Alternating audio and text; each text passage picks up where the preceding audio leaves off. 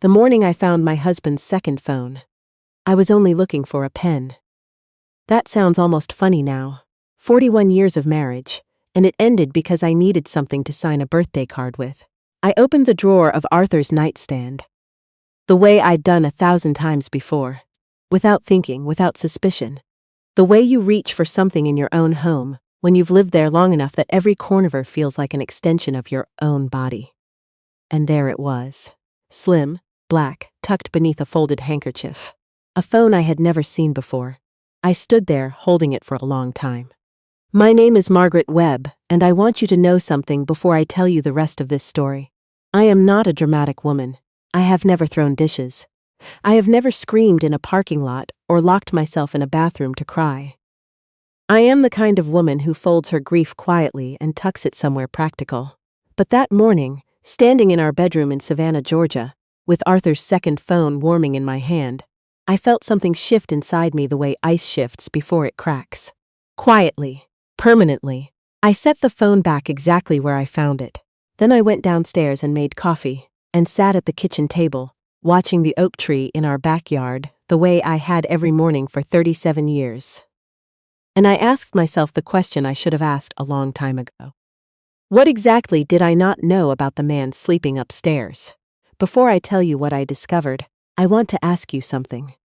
Have you ever realized that the life you thought you were living looked completely different, from the inside out? If that's happened to you, tell me in the comments below. I read every single one, because stories like ours deserve to be told out loud. And if you're watching tonight, let me know where you're watching from. It matters more than you think. If you had asked anyone at Calvary Baptist Church what they thought of Arthur Webb, they would have answered before you finished the question. Good man. Solid man. Deacon Webb, some people still called him, even years after he'd stepped down from the board. Arthur was the kind of husband who remembered to compliment the hostess at dinner parties, who held elevator doors for strangers, who always had a firm handshake and a scripture verse for whatever ailed you. At 64, he wore his silver hair like a man who had earned it proudly. He coached our son Kevin's Little League teams. He helped our daughter Sandra move apartments 3 separate times without once complaining. People loved Arthur Webb, and for most of my life, so did I. We met in 1983 at a university mixer in Atlanta. Arthur was finishing a business degree. I was studying education. He was the most organized person I had ever encountered. Color-coded notebooks, pressed shirts on Mondays, a 5-year plan written on an actual index card in his breast pocket. When he proposed, he presented the ring with a handwritten list of reasons. I was the right woman for his future. I was 26, and I found it deeply romantic. Now I understand that it was also deeply revealing. Arthur didn't experience love the way most people did. He experienced it as logistics. I taught 3rd grade for 9 years after we married. I loved that job in a way that's hard to describe. The smell of crayons, the particular chaos of 8-year-olds discovering their own capabilities, the feeling of watching a child read their first full sentence aloud. Then Arthur's consulting firm expanded. We moved twice in 3 years. The second move landed us in Savannah, and Arthur sat me down one evening with that same calm certainty he applied to all major decisions. The numbers simply make more sense if you focus on the home, he said. He always showed me spreadsheets, and somehow I let a spreadsheet talk me out of the thing I loved most. Over the years, Arthur managed everything financial. Every account, every investment, every tax return. If I asked questions, he answered in enough technical language to make me feel I was wasting both our time. We're fine, Margaret, but we need to be thoughtful. That was his phrase. Be thoughtful, which really meant, let me handle it and don't ask again. I became thoughtful in the way he intended. I clipped grocery coupons. I drove our old Volvo for 4 extra years after it should have been replaced. I bought my reading glasses at the drugstore carousel instead of the optician. Meanwhile, Arthur wore good suits and drove a car with heated seats and took his business clients to dinners I was never invited to. And somehow, because he was never cruel about it, never raised his voice, never called me foolish, I told myself we were simply careful people, responsible people. That is the genius of a certain kind of control. It never introduces itself by name. The first real fracture appeared about 18 months before I found that phone. Our daughter Sandra had been going through a brutal custody battle. Her ex-husband, a man named Derek, had emptied their joint savings the week before she filed.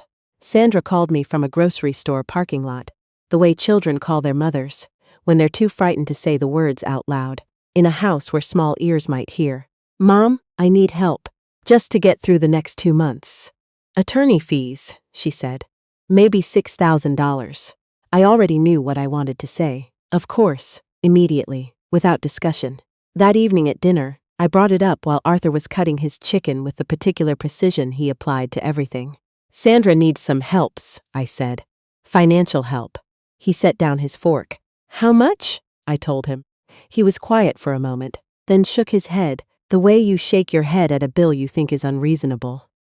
"Margaret, we can't simply write checks every time the children find themselves in difficult situations." I stared at him. "This isn't a difficult situation," I said. "This is our daughter." He looked at me with that expression I'd learned to dread over the years. Not anger, something worse. Patience. The performed patience of a man who believes he's dealing with someone incapable of the bigger picture. "She made choices. Those choices have costs." Sandra called me 2 days later, asking if I'd spoken to Arthur. I told her I had. She was quiet for a moment, and then, very softly, she said, "Of course.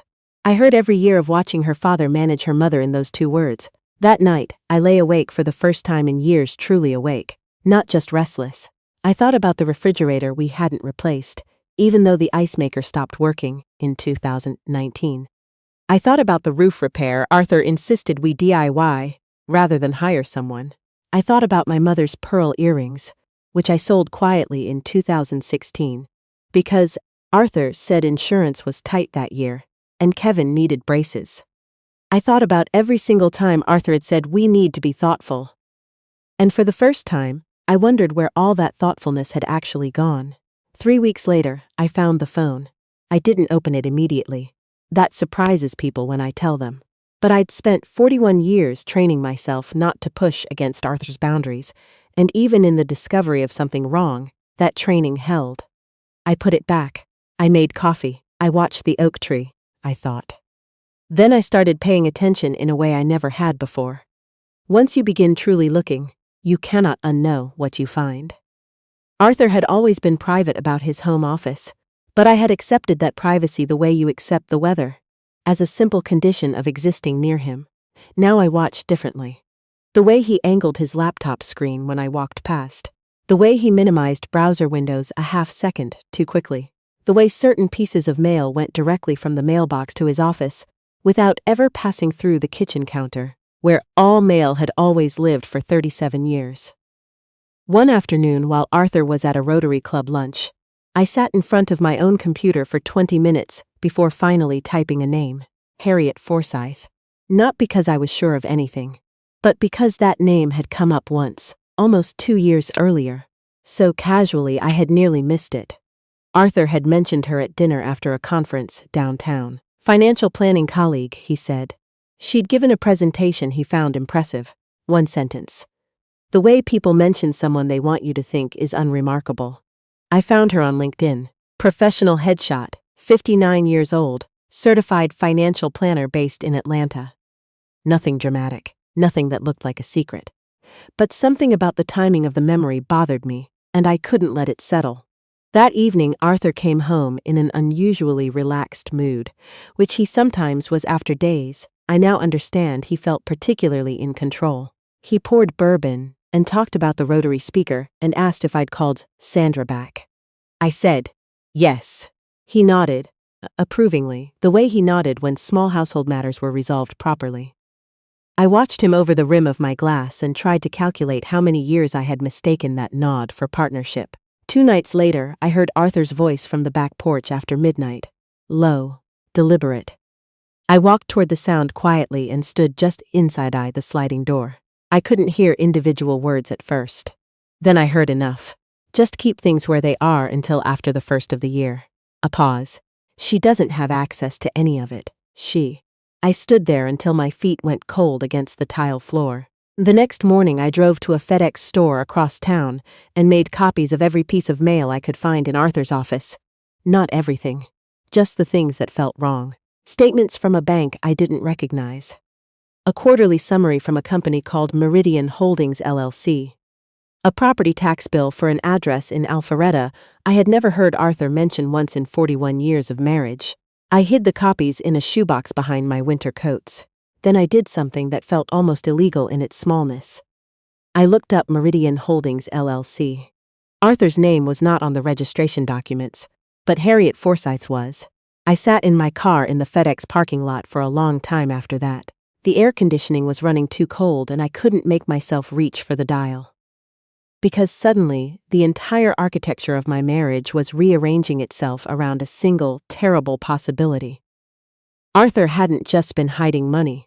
He had been moving it somewhere specific, through someone specific, for a reason specific enough to need a second phone and a company that didn't carry his name. I went home, I made dinner. I set the table the way I had 10,000 times before, and when Arthur asked, "Margaret, you seem somewhere else tonight," I smiled and told him I was just tired. What changed for me after that was not anger, not immediately. What changed was my relationship with my own silence.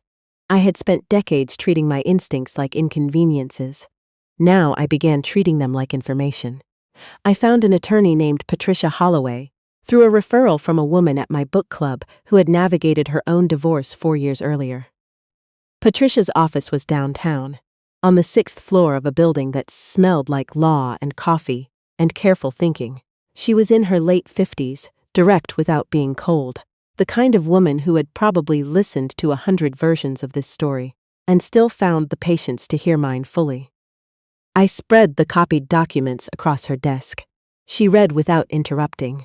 When she looked up, she said, "How long have you had access to joint financial accounts?" I told her I thought I did, but that Arthur handled everything. She nodded slowly. "Mrs. Webb, the structure of these holdings suggests long-term asset positioning outside the marital estate." I stared at her. Meaning your husband appears to have spent a significant amount of time deliberately moving money to places you couldn't easily find or access. Hearing it said plainly like that felt like standing at the edge of a swimming pool and finally jumping in. The shock wasn't in the cold. It was in the realization you'd been standing at the edge for years telling yourself you weren't ready to swim. Patricia told me not to confront Arthur yet. She was careful and specific about this. "Once he knows you know," she said, "money moves. It has somewhere to go. We need to know where that is before you say a word." She helped me open a private account at a credit union across town and walked me through what to document and how. I drove home that afternoon feeling, for the first time in months, like I was no longer standing still in a fire. The weeks that followed were the strangest of my life. I continued making Arthur's coffee. I continued sitting across from him at dinner. I continued attending church functions where people shook his hand warmly and called him a good man. Meanwhile, I was quietly photographing documents and forwarding them to a private email account. And learning at 63 years old the specific language of hidden assets and financial concealment. What I discovered was worse than I had imagined. Not because of any single number, though the numbers were significant. Worse because of the pattern. Arthur had not simply stashed money somewhere secret. He had constructed a separate financial identity over approximately 9 years, using Meridian Holdings LLC as the container. Harriet Forsyth was not his romantic partner. She was, from what I could piece together, and what Patricia eventually confirmed, a financial associate who had provided structural cover. Her name on the paperwork, in exchange for a fee arrangement that had kept her insulated from scrutiny. He had used her the way some people use a shelf company, as a place to put things that didn't belong on the main ledger. When I finally understood that, something strange happened. The grief I felt shifted shape, because I had spent weeks preparing to feel betrayed by a love story. What I actually found was colder than that. More deliberate. Arthur hadn't fallen for someone else. Arthur had built an exit ramp. Quietly, systematically, for nearly a decade, he had been constructing a version of retirement that did not include me. Not emotionally, but financially. He planned to leave the marriage, with money I didn't know existed, while I remained in a house I didn't fully own. with accounts I had never controlled. At 63 years old with no income and no professional history for the past 30 years. I sat with that knowledge for 11 days before I told Patricia I was ready. I want you to imagine our 41st wedding anniversary dinner. The restaurant was a place Arthur chose every year. White tablecloths, a pianist in the corner, the same corner table near the window. He had made the reservation in January, 6 months in advance. He handed me a card with a poem he said he'd written himself, though I recognized the meter from somewhere I couldn't name.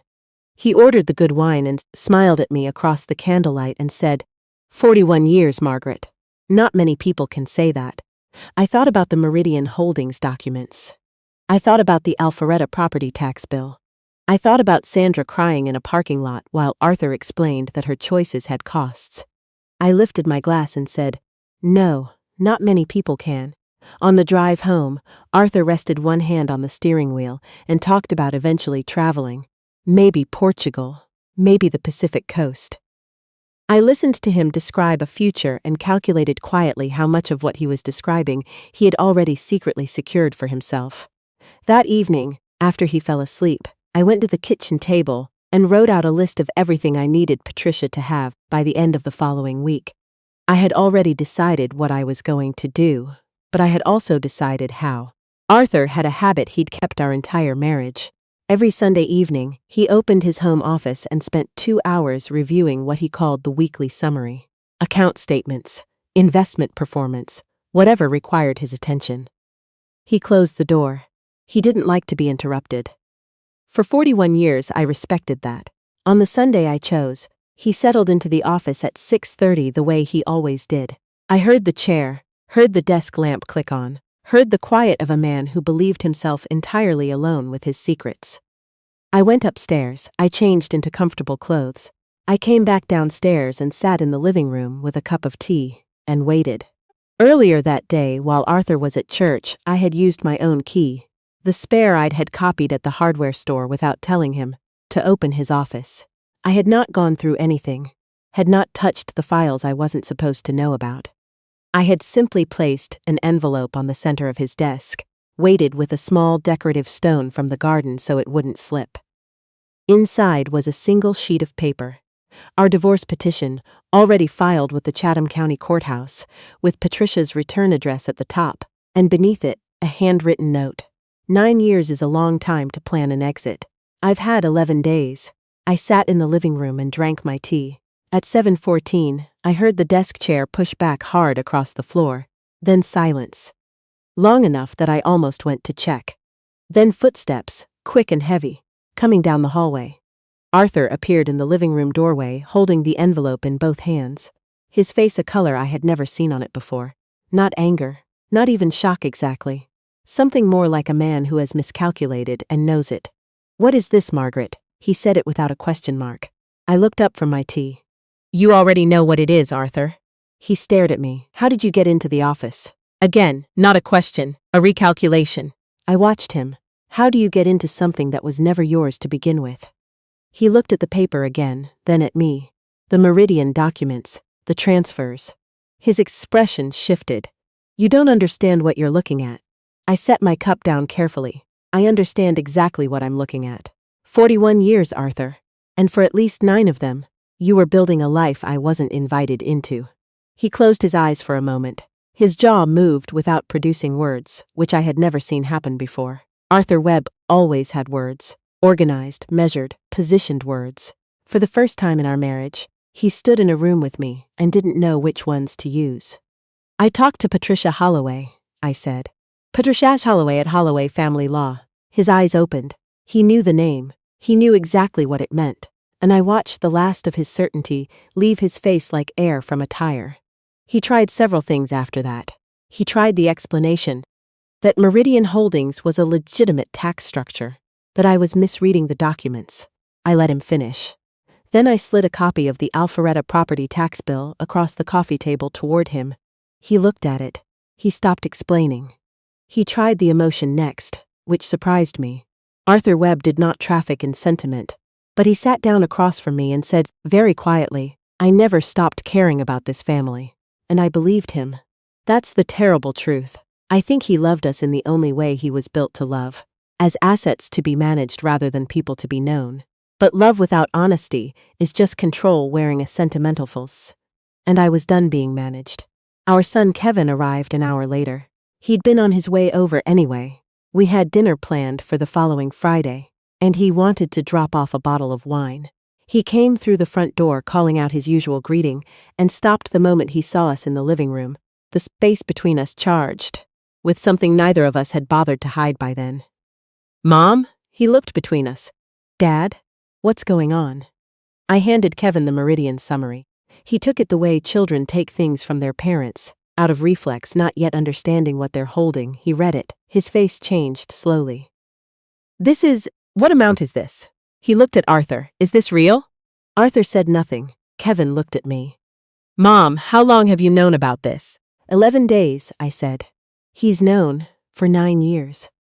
The silence, after that, was the particular quality of silence that exists when a person discovers they were wrong about something they considered foundational. Kevin sat down on the arm of the sofa like his legs had forgotten what they were for. He was quiet for a long time. Then he said very quietly to his father, "What about Sandra?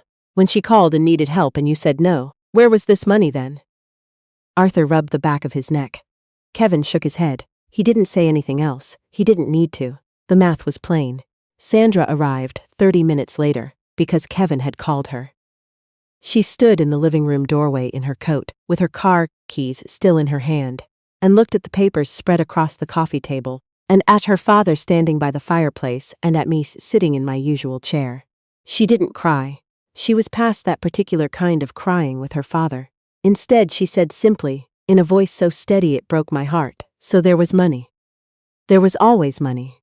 Arthur said her name. She looked at him for a long moment. Then she turned away and came to sit beside me. Mediation took 3 sessions. Patricia was thorough and unshakable. Arthur's attorney, a careful man named Gregory Sutton, arrived to each session with the expression of someone who had reviewed the documentation and understood that time was the only negotiating tool remaining. Arthur sat across the table from me in a beige conference room, looking nothing like the man who had stood at the front of Calvary Baptist, being called a good man for 40 years. He looked tired. Smaller than I remembered, which surprised me, because I had spent months afraid of what facing him would feel like. It felt like finishing something long overdue. Patricia presented the Meridian documents. She presented the Alpharetta property records. She presented 9 years of transfers into accounts I had never had access to. Gregory Sutton disputed the characterization of concealment. Patricia asked him to explain why a spouse with full and honest financial intent would require a separate corporate entity under another person's name to manage marital assets. He did not have a satisfying answer. Arthur stared at the table. The settlement took 4 months to finalize.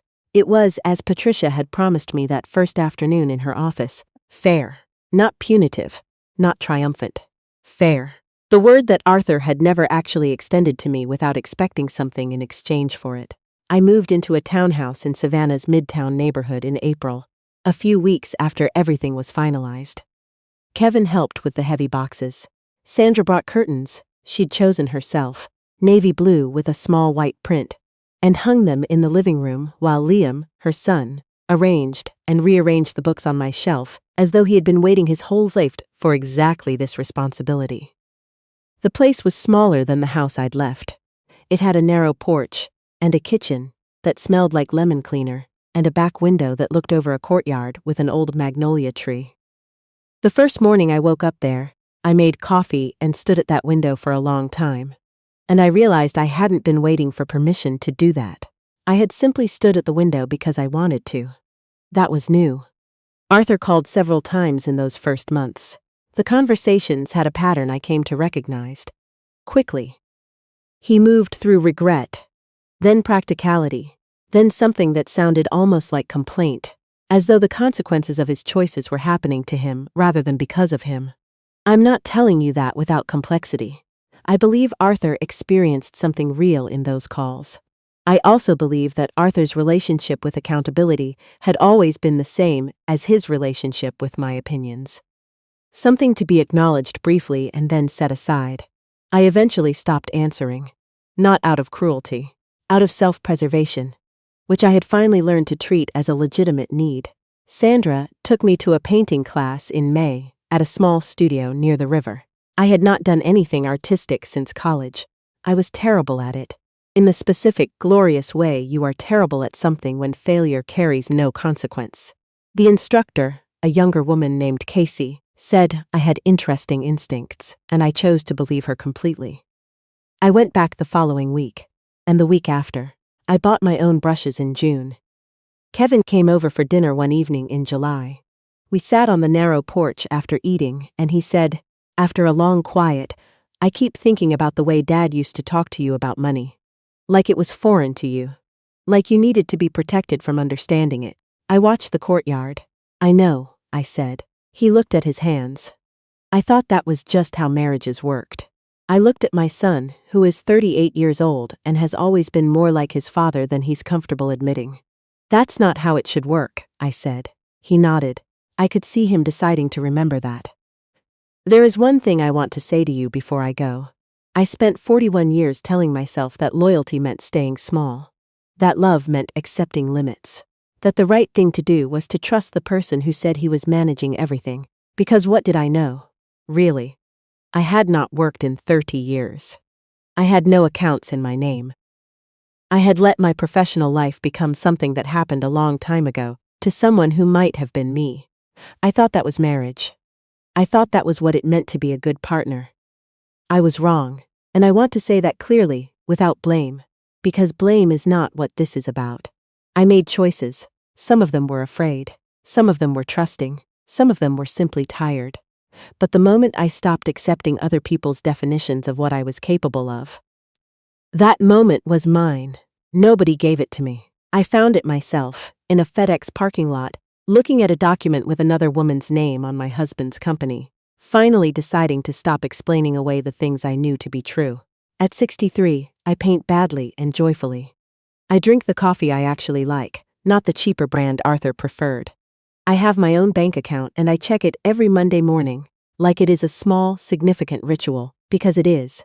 I have a porch with a rocking chair, and a magnolia tree I didn't plant and am not responsible for, which I find deeply comforting. Some mornings I sit there before the neighborhood wakes up and I think about the women watching this who are standing at the edge of something, holding the thing they found, not yet sure what to do with it. I think about the ones who have been told their instincts are dramatic, the ones who have learned to fold themselves smaller so someone else could feel larger. The ones who are somewhere between knowing and acting, which is the loneliest place I have ever been. You are not dramatic. You are not irresponsible. You are not too old, too late, too far in, to change the direction of a life that still belongs completely to you. I know this because I am 63 years old and I am telling you so from a porch I chose myself, in a city I chose to stay in, living a life that finally fits the shape of who I actually am. If this story reached something in you, I would love to hear about it in the comments. Have you ever had to find yourself again after losing track of who you were inside someone else's life? Tell me where you're watching from tonight. I read every word. And if this moved you, please share it with someone you think might need to hear it. Your presence here means more than you know.